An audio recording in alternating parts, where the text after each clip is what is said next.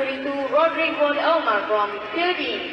Jury 3, Marcus Kim from USA. Calling for wasit and jury.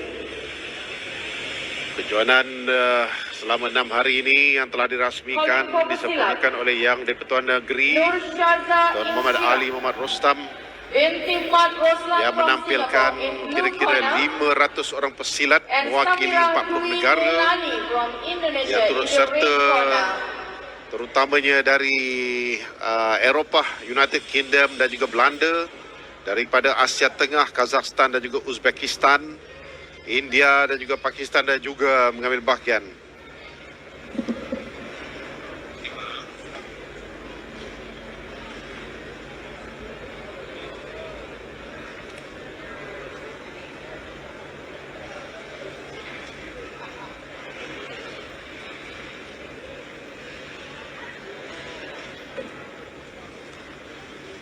Ini adalah pesilat wanita bagi kelas B ini.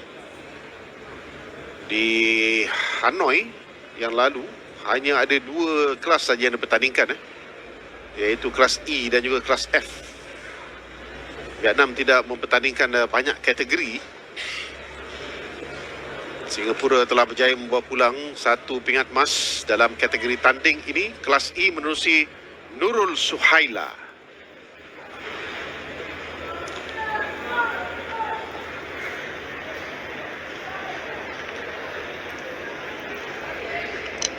Safira Dewi Melani yang mewakili Indonesia. Indonesia dalam kelas tanding untuk wanita tidak berjaya memenangi sebarang pingat emas, Faizul. Mereka pulang dengan 1 pingat gangsa untuk kategori tanding menerusi Rahmawati yang membawa pulang pingat gangsa bagi kelas F. Syahjat Insyirah berbengkung biru di sudut biru berdepan dengan Safira Dewi Melani dari Indonesia. Kita tahu Indonesia merupakan antara negara-negara yang memang tak dapat nak disangkallah keupayaan dan juga kekuatan mereka dalam dunia pencak silat ini, ya. Antara kuasa besarlah di samping Malaysia dan Singapura. Okey.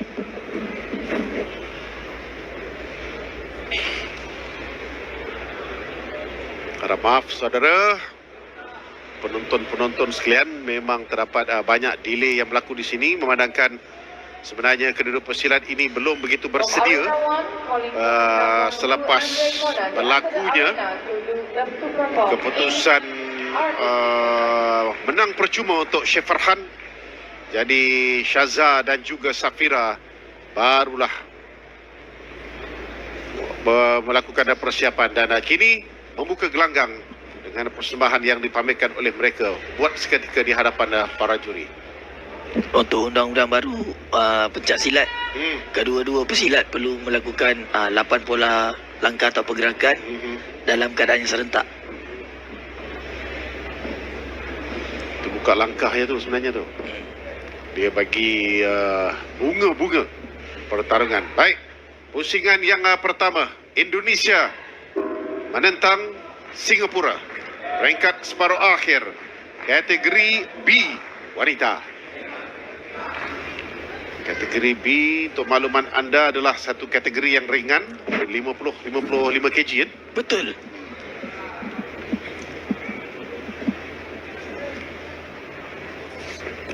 Kita nak melihat lebih banyak Jatuhan sah daripada pesilat Indonesia. Saya sebenarnya lebih gemar untuk menyaksikan lebih banyak pertarungan dengan menggunakan tangan dan juga kaki. Dan 5 poin terus dikutip di situ oleh pesilat dari Indonesia, Safira Dewi. Bagi jatuhan tetapi diteruskan tidak sah. Dan diberikan kepada pesilat Indonesia melakukan counter action. Pesilat Singapura cuba melakukan jatuhan, tapi counter action daripada pesilat Indonesia memberikan mata kepada pesilat Indonesia sebanyak 3 poin.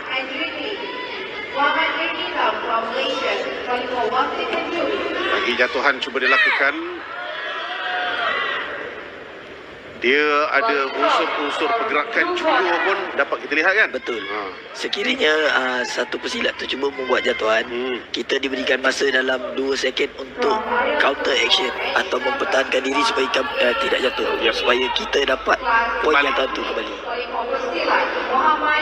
Melakukan recovery semula. Gelanggang yang dibina khas bertaraf dunia daripada pesaka selaku penganjur dan juga tuan rumah untuk kejohanan kali ini. Tidak ada sebarang mata hasil daripada gerakan-gerakan itu tadi.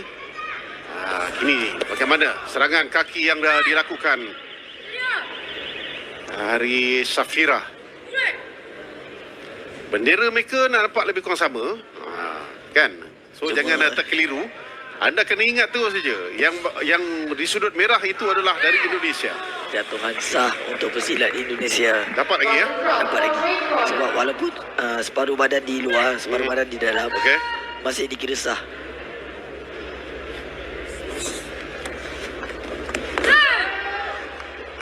Pertarungan di luar gelanggang. Okey. Wasit juri untuk memastikan jatuhan sah atau tidak, sebab tidak pasti buat keputusan sebab pesilat Singapura Arena 1 melompat from di luar Red gelanggang. Division. 16 saat yang terakhir di sini sebelum mereka berehat seketika untuk menamatkan pusingan yang pertama dengan kelebihan berpihak kepada Safira Dewi Melani.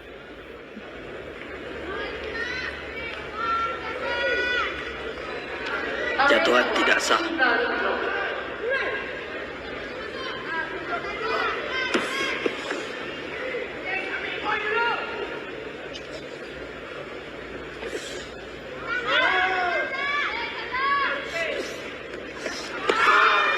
Lagi serangan-serangan kaki yang dilakukan. Tarikan yang berlaku di luar kawasan.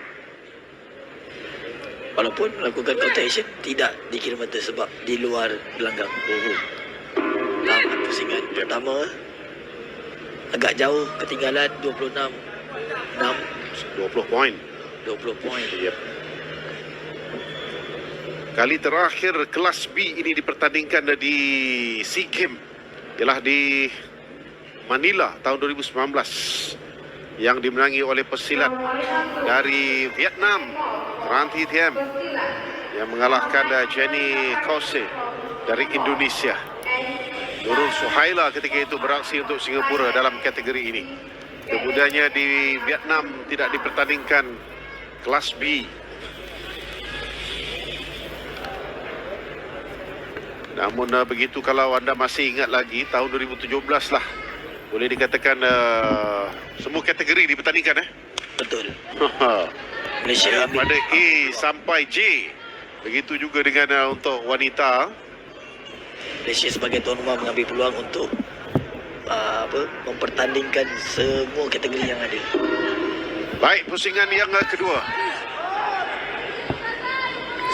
Menantikan tindakan daripada Syaza Jatuhan Insyirah. sah Arena untuk 1 pesilat Indonesia.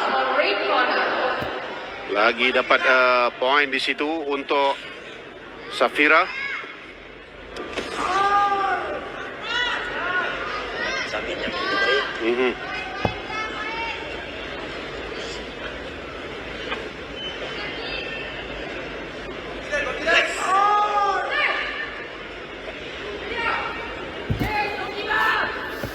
From Arena 2, calling for pesilat Muhammad Nur Syafari from Singapore and Saranul Mokan from Thailand.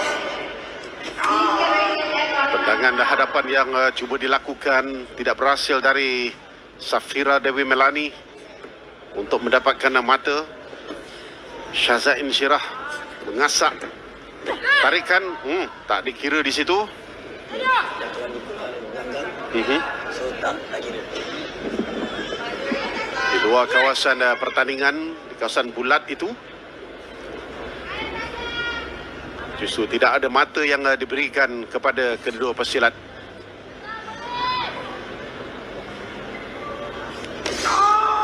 Satu tendangan sisi dilakukan, dikira.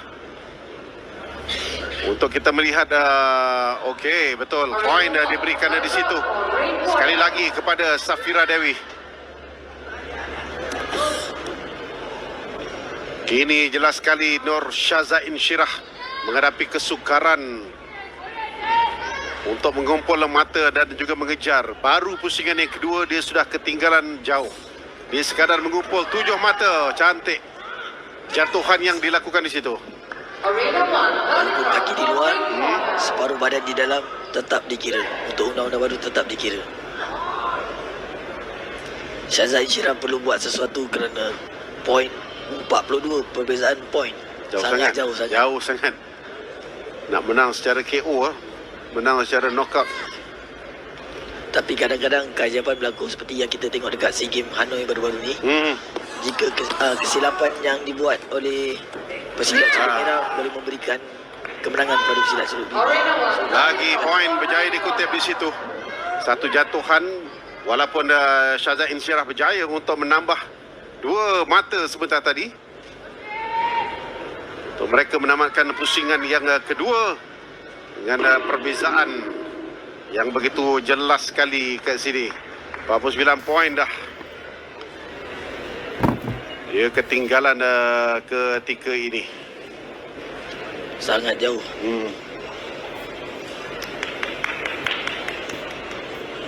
45 poin yang perlu dicari oleh Syazain Syirah.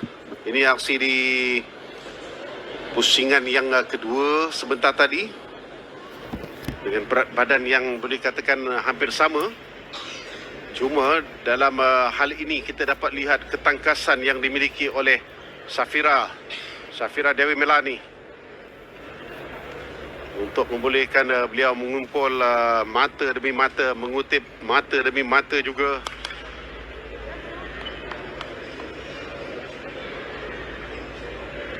So lawan mereka di peringkat akhir nanti adalah sama ada Nguyen Thi Mai Lan dari Vietnam ataupun Nur Shazira Hidayah Idris, pesilat Malaysia. Jadi pihak penganjur telah melakukan aturan dengan meletakkan pesilat-pesilat ini di gelanggang A dan juga gelanggang B.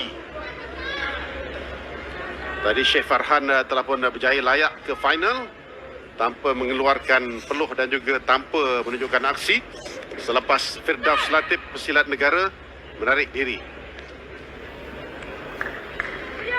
Lagi poin berjaya dikutip di situ.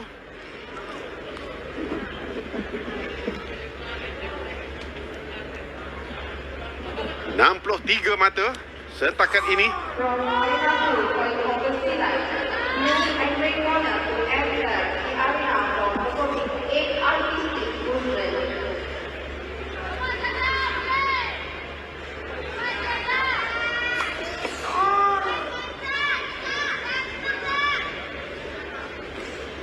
.55 mata yang memisahkan mereka. So, apakah ada jatuhan? Jatuhan milik Syazain Syirah sebab dia dapat melakukan counter action tanpa jatuh. Jadi hanya berjaya menambah 3 mata saja menjadikan 12 mata setakat ini. 50 saat yang terakhir. 54 mata yang perlu dicari dalam tempoh 45 saat kepada Nur Syazain Syirah Roslan, pesilat dari Singapura. Selepas ini untuk kategori C, tanding wanita antara Filipina dengan Laos pula. Kita kena tunggu lagi 2 pertarungan sebelum dapat melihat aksi Nur Farah Mazlan yang akan berdepan dengan Dinda Nuraida dari Indonesia. Tentunya diberikan amaran di sini.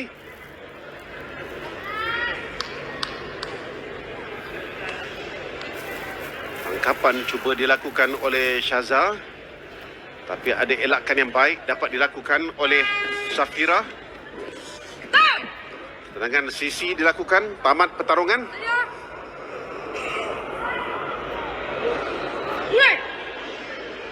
Menantikan gong dibunyikan, itu dia tamat. Jadi itulah perbezaan yang dapat anda perhatikan. 56 mata memisahkan Safira Dwi Melani untuk muncul sebagai pemenang mengalahkan Syazain Sirah Roslan dari Singapura untuk layak ke final bagi kategori B tanding wanita ini. Pertandingan yang boleh dikatakan agak berat sebelah sebab mudah sangat dikuasai oleh Safira Dewi Melani ini. Melalui pemerhatian saya, kedua-dua pesilat ni adalah pesilat yang baru ditampilkan oleh kedua-dua negara, sebab sebelum ni mereka tak bertanding di peringkat tertinggi seperti ini. Mungkin pesilat-pesilat baru telah lahir daripada Singapura dan Indonesia.